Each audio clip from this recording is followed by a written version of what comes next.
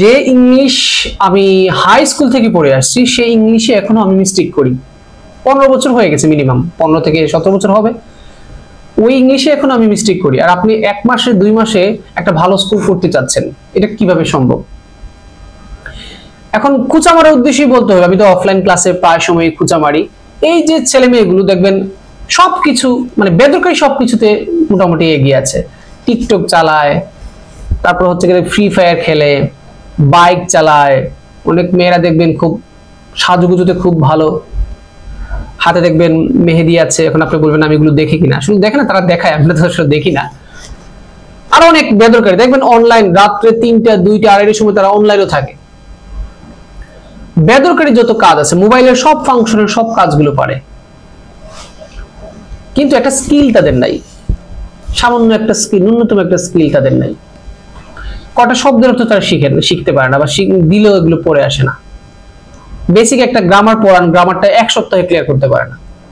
কিন্তু বেদরকারি সব জিনিস দেখবেন টাইম মতো তারা করে নিয়েছে। মার্কেটে যাবে, ওই জিনিসটা কিনতে হবে, এটা কিনবে। বাইরে ঝড় তুফান ভূমিকম্প যাই হোক, ওই জিনিসটা কেনার জন্য সে মার্কেটে যাবে, কিনবেই। সে টাকা নাই, ফ্যামিলিতে ঝগড়া লাগাবে, আগুন ধরাই দিবে, সেটা কিনতে হবে। তো দেখুন, আমার এই কথাগুলোতে কিছু আসে যায় না, মাঝে মাঝে আমার প্রশ্ন হয় যে আল্লাহ এই মানুষগুলোকে বানাইছেন, এদের আসলে দুনিয়াতে তাদের অর্জনটা কি? কোনো একটা স্কিল নাই। একটা তো একটা স্কিল থাকা উচিত, কোনো একটা স্কিল নাই। রিক্সা ড্রাইভার ইংরেজিতে কথা বলতে পারে, রাস্তার ছেলে মেয়ে যেগুলো যাদের আশ্রয় নাই, মানুষ আশ্রয় দিয়ে যাদেরকে রেখেছে, তারাও পরিশ্রম করে ইংরেজি শিখে, তারাও ইংরেজি পারে। অনেক উদাহরণ এরকম আছে, বাংলাদেশেই আছে। আর এই যে ভালো ফ্যামিলির ছেলে মেয়েরা, হাতে দামি মোবাইল, বাইক, সবকিছু আছে, বন্ধু বান্ধব, আধুনিকতা সবকিছু তাদের মধ্যে আছে, কিন্তু স্কিল নাই। তারা নিজেদেরকে বলে খুব স্মার্ট, আসলে এই হচ্ছে কি সবচেয়ে আনস্মার্ট। আমরা মনে করি একটু চেহারা সুন্দর আছে, পৃথিবীতে চলে যেতে পারবো। এই পৃথিবী আর আগের মতো নাই। এখন আপনাকে আপনার বাবা ভাই সাপোর্ট দিচ্ছে, একটু ওয়েট করেন না। যারা সাপোর্ট করছে যদি একবার তারা ট্রেপে পড়ে যায়, একটু বিপদে পড়ে যায়, ফাইন্যান্সিয়াল ক্রাইসিসে পড়ে যায়, তারা আপনাদেরকে লাথি মেরে তাড়িয়ে দিবে। এখন দিচ্ছে, আপনি এখন এলোমেলো চলছেন, তারা আপনাদেরকে সাহায্য করছে, টাকা চাচ্ছেন, দিচ্ছেন, সব দিচ্ছে তারা। বিশ্বাস করেন, যখন আপনি ট্রেপে পড়ে যাবেন, মানে উনি ট্রেপে পড়ে যাবেন, যে টাকা দিচ্ছে সে যখন ট্রেপে পড়ে যাবে, সে ডিরেক্টলি বলে দিবে এতদিন নিয়েছে, আমি পারবো না। তো যখনই সে বলবে সে পারবে না, তখন আপনি কি করবেন? আপনার তো কোনো স্কিল নাই। আপনি ইংলিশ পারেন না তো কি হয়েছে? আপনি বাংলা পারেন, বেঞ্চি পাস করেছে শিক্ষার্থীতে, কেবল লজ্জা লাগে। যে গ্রামার হাই স্কুলে শিখেছে, কলেজে শিখেছে, সেই সেন্টেন্সটা পর্যন্ত বানাইতে পারে না। আচ্ছা, সেন্টেন্স পারে না, আমার দুঃখ নেই, শিখানোর পরেও শিখে না।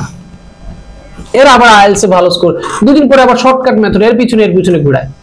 তারপর আবার প্রশ্ন কেনার জন্য আমাদেরকে হোয়াটসঅ্যাপে অনেক লোক দিয়েছে, প্রশ্ন বিক্রি করেন কিনা। তো এটা তো লজ্জাজনক না? অনেকে মনে করে আমার তো চেহারা সুন্দর আছে, আমি তো চলে যাব, মানে আমার দুনিয়াতে আমার হয়ে যাবে। কি হয়ে যাবে আপনার? চেহারা দিয়ে কদিন টিকবেন আপনি? পৃথিবীতে সবাই এখন ফাইন্যান্সিয়াল দিকটা দেখে। আপনার চেহারা যতই সুন্দর হোক না কেন, কোনো না কোনো একটা স্কিল থাকতে হবে আপনার, কোনো না কোনো একটা স্কিল থাকতে হবে। আপনি ইংলিশ পারেন, আপনি কম্পিউটার শিখেন, আইটি সেক্টরে ভালো হন, আপনি স্পোর্টসম্যান হন, আপনি মিউজিশিয়ান হন, আপনি রান্নায় ভালো হন, আপনি মেকআপ আর্টিস্ট হন, কিছু না কিছু তো আপনার জানতে হবে। কিচ্ছু নাই। মানে অনেকে মনে করে যে একটা চেহারা সুন্দর আছে, চলে যাবো, আমার মোটামুটি আমার চলে যাবে দুনিয়াতে, আমার মোটামুটি একটা সাকসেসফুল হয়ে যাবে। হন না, একটু হয়ে দেখান। শতকরা কয়জন? 100 জনে 5-6 জন সফল হয়, বাকি 95-র মধ্যে তো আপনি আছেন। একজন প্রাপ্তবয়স্ক মানুষকে মোটিভেশন দিতে হয় না। এগুলো আমি যেটা শেয়ার করছি, এটা হচ্ছে দুঃখ শেয়ার করছি। আমার বাচ্চা কাচ্চা যদি এরকম হয়, তাহলে তো মানে আমার পুরো লাইফটাই তো বিতা হয়ে যাবে। সো বাবা মার দিকে একটু তাকান। এই যে বাবা মা এত কষ্ট করে, বাবা মাকে কিচ্ছু দিতে হবে না, অন্তত আপনি কিছু একটা অর্জন করেন, চেষ্টা তো করেন। অনেকে চেষ্টাই করে না, আলতু ফালতু জিনিসে সময় নষ্ট করে। বিরক্ত লাগে। ক্লাসে 10-15 জন যদি স্টুডেন্ট থাকে, দেখা যায় 2-3 জন সফল হয়। আপনারা তো বিজ্ঞাপন দেখেন বিভিন্ন প্রতিষ্ঠানের, যে আমার অতজন এই মাসে এতজন ভালো স্কোর করেছে, এই বছরে এতজনে 8 পেয়েছে, 8.5 পেয়েছে। ওই প্রতিষ্ঠান থেকে কয়জন 4 পেয়েছে, কয়জন 3.5 পেয়েছে, সেটা কি প্রতিষ্ঠান শেয়ার করে? আমি শেয়ার করব? করবে না। বিফল ব্যক্তিদের দায়বদ্ধতা পৃথিবীর কেউ নেয় না, মা বাবাও নেয় না। সফল ব্যক্তিদের অংশীদারিত্ব সবাই নিতে চায়। আপনি সফল হন, সে বলবে এ তো আমার ভাই, এ তো আমার ফ্রেন্ড, এ তো আমার আঙ্কেল, এ আমার বউ। দুটো বউ তো সবাই তো বউ হবে না, সরি। কিন্তু বিফল হইলে বলবে চিনি না। মোটিভেশন দিতে দিতে দিতে দিতে দিতে আমার মোটিভেশনের মটাও ভুলে গেছে। এই হচ্ছে কি আমার অবস্থা। আল্লাহর হস্তে কোনো না কোনো নিজেকে একটু প্রশ্ন করেন যে আপনার বয়স 20 বছর 22 বছর হয়েছে, আপনার অর্জনটা কি?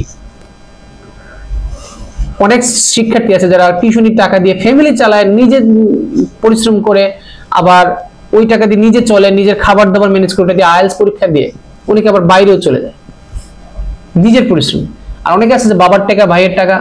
আসলে মাঝে মাঝে মনে হয় যে এই যে বাবা ভাই এদেরকে কিছু গালি দেওয়া, এদেরকেও গালি দেওয়া উচিত। কারণ অহেতুক কাউকে টাকা দেওয়া মানে তাকে নষ্ট করা। সে শর্ত ফিল আপ করো, বাবা তুমি এটা ফিল আপ করো, তুমি ভালো কাজটা করে দেখাও আমাকে। আর কিছু বলার নাই। আইএলটিএস যারা ভবিষ্যতে দিবেন, কাইন্ডলি একটু বর্তমান তো দেখেন অর্থনৈতিক অবস্থা সব দিকেই খারাপ যাচ্ছে, প্রেশার দিন দিন আরো বাড়বে। তো সেই জন্য কিছু না কিছু একটা ধরেন, যাতে কোনো একটা ক্রাইসিস চলে আসলে যাতে আপনি নিজেকে নিজে অন্তত সাপোর্ট দিতে পারেন। একটা স্কিল, যে কোনো একটা স্কিল ভালোভাবে অর্জন করেন। আর সহজ স্কিলটা হচ্ছে ইংরেজি। আমি ইংরেজি পড়াই এই জন্য বলছি না, আমি নিজেই লাইফে খুবই ডিসঅ্যাপয়েন্টেড ছিলাম আর কি, এখন হয়তো বা অনেকটা কমেছে। ওই ইংলিশ শেখার কারণে আজকে আমি মোটামুটি পেট চালিয়ে দিতে, মানে আমার নিজেকে চালিয়ে দিচ্ছি, ফ্যামিলিকে চালাতে পারছি। সো অন্তত একটা স্কিল অর্জন করেন।